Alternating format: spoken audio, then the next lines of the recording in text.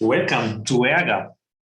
My name is Christoph Bleidorn from the University of Göttingen, and together with Anne-Marie Waldvogel, which you see here, I would like to introduce the media committee of the ERGA project.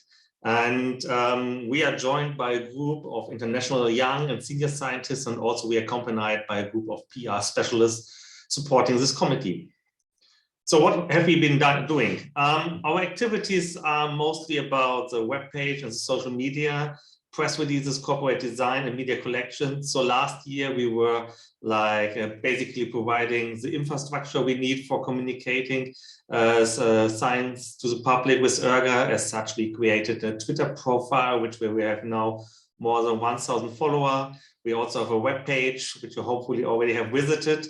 And we were active in getting a corporate design where we designed a logo, especially thanks to Rosa Fernandez, who put a lot of work to get this logo. And of course, we are also were into drafting press releases and to assemble a media collection of figures which we can use, for example, for the Twitter profile or for the web page.